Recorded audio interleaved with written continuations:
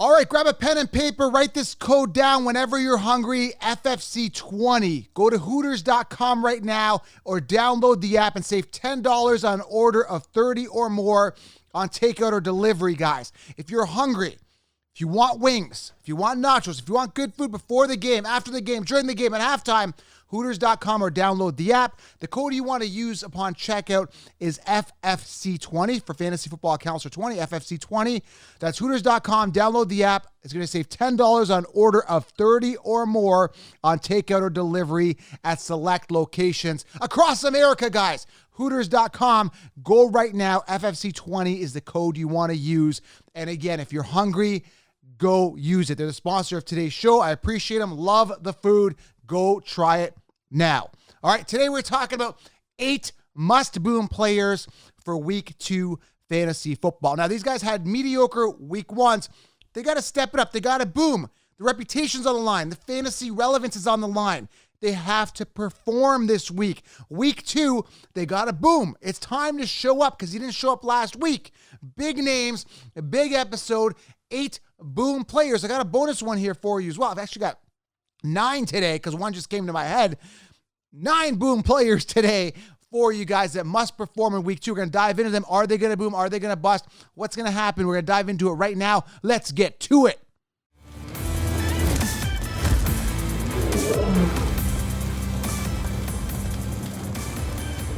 All right, guys, 8 boom players. I'm ready to dive into this. Let's start off here. Before I do, make sure you guys click that thumbs up.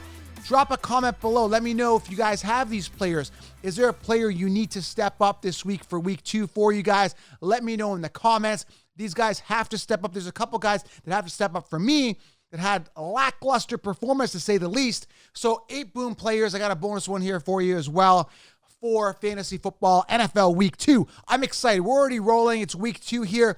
I'm excited to dive into this, okay? So let's dive into this. Now, again, mediocre weeks from these guys. Are they going to step up this week? Let's talk about it. First guy is Aaron Jones. A lot of question marks about this. Now, before the season started, I actually warned you about Aaron Jones. I said that Dylan, not Aaron Jones, is the RB1. This was shown statistically and historically last year. Dylan, younger, stronger, more dynamic, goal line guy, and more attempts last year, more rushing yards, more touchdowns. This year, as of Week 1, it showed itself again. Now, in regards to snap count, Dylan actually had less percentage, 50.8 compared to 60.7 in the favor of Aaron Jones. Snap count is one thing, but when you look at the attempts, Dylan had 10 rushing attempts compared to Aaron Jones's 5. So all you guys who drafted Aaron Jones in the second round, which I warned against, saying Dylan is the RB1. This is what I saw last year. I said it in a lot of videos, and I emphasized this, and I screamed this at the top of my lungs. You got to take a look at it. It's showing as of Week 1. Now, Week 2, Aaron Jones has to step up. Now, I heard the coaching saying he needs more than what he had, more than, I think he had 8 or 9 touches overall, okay? They said that he needs more than that. Okay, understandably so. Is he going to get that? Right now, he's getting a little more snap percentage, right, than Dylan, but the volumes, again, the attempts weren't there. Is he going to see more? That's the big question mark. I think they're going to integrate him a bit more, but again, going back to my initial thought going into the season, I still think Dylan's the RB1. We saw it in Week 1. That's going to continue. Now, in regards to receptions, Dylan actually had 5 receptions compared to Jones, who had 3. So Dylan's an underrated receiver, and he had more receptions too. So everything is pointing to Dylan being the one, but Aaron Jones has to step up. It's a must-boom type of week. If you're an Aaron Jones fantasy owner, is he going to do it? I think he only does better than last week. Is he going to maintain it? I doubt it with Dylan there, and this is why I told you to fade him. So be cautious if you have Aaron Jones. I would probably try to sell him after 1 week, a big game. I would try to do that. That's my advice if you do own him. If you listen to the Kinshipes and drafted him, you could be in trouble. Now, that's not to say he could have some boom games as well, okay? So be aware of that, okay? Player number 2, not as owned, as many teams, but he was drafted. There is expectations of this guy. He's paid very well. Let's go to a quarterback here, and that's Derrick Carr. He's at home now versus the Cardinals. Last week on the road, lost versus the Chargers. 3 interceptions, guys, last week, okay? Finished 22nd amongst quarterbacks. Now, again, he's not huge in regards to fantasy relevance, but 13.8 fantasy points. Again, 22nd amongst quarterbacks. This is a guy that got just paid, got a contract extension, a mega contract extension, has only had, I don't know how many playoff appearances, 1 or 2, hasn't won a playoff game. That's all I know, give or take 1 or 2. I think he's got 1 playoff appearance, okay, and has not won a playoff game. All right, either way, 1 or 2, the guy just can't win a playoff game. That's one thing. And they're gonna say the big excuse here is gonna be, oh well, this is reality, by the way. Oh, we lost our division because it's too tough of a division. Our quarterbacks and Mahomes and Wilson and all these guys and Herbert are just too good, so we lost. The excuses are going to continue piling up for a guy who's stacked offensively, and Devontae Adams stepped up offensively. Is he going to be able to continue to force feed him? That's a whole other debate. I'm not sold on Derek Carr, but this is a week he has to step up, especially being at home, big contract extension, having all these weapons. He has to step up. He has to boom this week for his own personal confidence, right? For his team's confidence. This is the week he has to step up. Will he do it? Maybe. I really am not sold on Derek Carr being a good player. And you're in a league now where Joe Flacco is still starting at quarterback, so you can see how thin and desperate teams are to get a viable quarterback. Derek Carr is that, but I don't see him being a great fantasy quarterback, and I don't see him progressing and getting very far this year in regards to playoffs and that type of thing. So he's got to boom this week. He's got to do something after that loss, okay? Next guy, another quarterback here. Then we're going to get some big-name running backs here. If you are new to the channel, make sure you guys click subscribe. Let's keep rolling here, okay? Hit that subscribe and thumbs up button. Next guy here, Tom Brady. 10.38 fantasy points, finished 27th amongst quarterbacks in week 1. Going into week 2, he has to step it up, okay? He didn't look good. He beat, who did he play? Dallas? But sucked in fantasy. Winning in reality, sucking in fantasy. This is a guy that a lot of people have spent a 7th-round pick on, okay? He has to turn it up. He has to step up. I heard Julio Jones was already banged up a little bit. Is he going to be able to stay healthy? His wide receiving core is banged up. He's got other weapons. He's got other options. He's got a whole bunch of tight ends that can catch the ball. He's got Evans. He's got running backs. I think he'll be fine. I think he has to step it up this week. He has to perform better for fantasy because a lot of people are starting him as their QB1. Do you trust him moving forward? Maybe it was one bad week. Will it continue? I'd give him another chance, but again, take a look at other quarterback options you have. But must boom if you want to consider starting Tom Brady again moving forward, okay? Very, very bad week. Next guy is running back. Now we're into the 4th player here, Najee Harris. Now, Najee Harris, banged up. He had that foot injury, been banged up, finished 29th last week in regards to fantasy points, was saved, I believe, by a receiving touchdown, 10.6 fantasy points, 29th. This is a guy that was drafted in the 1st round that I was high on, okay? One of the main reasons is because he is a volume guy. He is the main guy. There's no committee there. He's going to be the guy, okay? Now, my only question mark was the quarterback play, right? How are the quarterbacks? Are they going to be feeding them? This type of thing, right? So last week, again, you can't use that as an example. He left early. He was banged up a little bit. Kind of disclosed this injury late into preseason. We didn't know till like week 3 of preseason that this guy had this lingering foot issue. Apparently, he's good to go. But either way, he's got to step up this week. This is a must-boom type of week for this guy if I'm considering starting him. This is why I say go robust RB, because you got to make up for those guys that get hurt. You got to make up for those guys that lack of performance, and it's such a scarce position, right? A lot of people went 0 RB, drafted ATN as their RB1. Oh, I forgot about James Robinson, they said, right? I warned you about this. Now everybody's riding the Saquon, the James Robinson, everybody that they were talking crap about, they're riding it, the Conchipsa. So Najee's a guy that must boom in week 2. I think he steps it up, but that injury may limit his snap count, may limit his attempts. Something to monitor closely this week, okay? Next guy here, Derrick Henry versus Buffalo this week. A relatively tough defense that actually held Darrell Henderson to 47 yards on 13 attempts. That's 47 yards, 13 attempts for Darrell Henderson. Cam Akers was really a non-factor in that game. Buffalo, relatively solid defense, but Derrick Henry, he had 21 attempts last week, and he's a lot better than Darrell Henderson. So you're looking at a floor of 80 to 100 rushing yards this week for Derrick Henry, who has to step it up on his 3.9 yards per carry last week. He's got a 67.7% snap count. This is very good. Volume is there. The 21 attempts, pretty good, right? 3.9 yards per carry, not so good.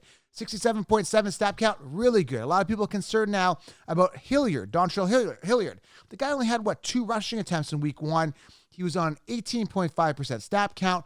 There's no concern there of Hilliard being a threat, although near the red zone, he may be used as a receiving back, and he caught those receiving touchdowns, which obviously gave him more fantasy points. This was like a one-week wonder type thing. I'm not sold on Hilliard. He sucks. Derrick Henry's going to step it up. Derrick Henry has to step it up. He's in a must-boom NFL Week 2 fantasy football type scenario. I believe he steps it up. Don't be concerned with Derrick Henry. The volume's there, the opportunity. Predicated he stays healthy, he's good to go, okay? And you keep seeing the headline where he got smoked by a defensive player. So obviously his stock is down momentarily, but again, it's that recency bias that are scaring people, right? And so many people come to me, do I trade Henry? Just chill out, guys. And the worst thing you want to do is trade somebody when they're low. At least wait till they have a big week, okay, guys? On to the next guy here, Ezekiel Elliott, okay? This is sad. Finished 50th amongst running backs. Now, he was out for 58% of the snap counts versus Pollard, who was out for 51.5. So these guys are pretty much on par with snap count percentage. 5.9 points, 52 yards on only 10 attempts. This is not the Ezekiel Elliott that we're used to 3 years ago. This is something that we were expecting, but I think it was just an overall bad week for the Cowboys in general. It wasn't just him. CeeDee Lamb crapped the bed. Dak Prescott got hurt. But going into week 2, there's no more excuses. This is a must-succeed type of game. Now, a lot of people ask me, is Cooper Rush going to help Ezekiel Elliott? And that's very possible. They may rely more on the run, but I don't know exactly. Nobody knows. You could talk to a beat writer. You could talk to someone, people on the team. Unless you're the head coach planning the plays, designing everything, you're not really going to know, and they may change the game script predicated on how the defense adapts to the offensive scheme. So nobody really knows. It's something to watch, something to monitor, something to see. But there's no way but up than, from finishing 50th and 5.9 points at, 52 yards on 10 attempts. There's no way but up for Ezekiel Elliott this week. Do you start him? Yes, as a flex play. But understand, guys, if you have a better option, go with that, okay? But Ezekiel Elliott, very terrible week. Must boom week 2, or they're going to be hearing it from me. Definitely, okay? Next guy here, I've got 3 more guys here, actually.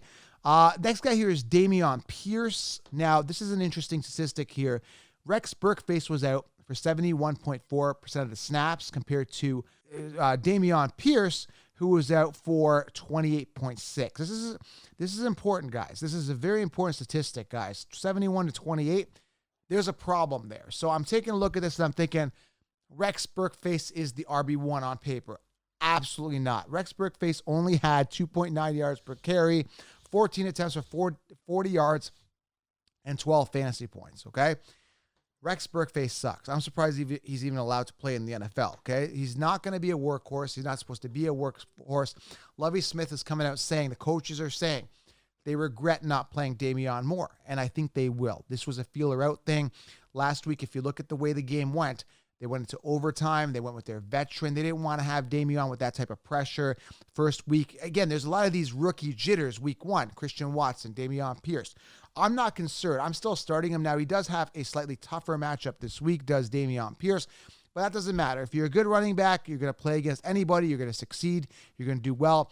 But like anything, we need the volume to come up. We need the snap counts to come up. We need Damien getting 15 to 20 attempts as a floor and let him run wild. Get the numbers up. Get him into that momentum and don't shut his momentum down. That's what needs to happen.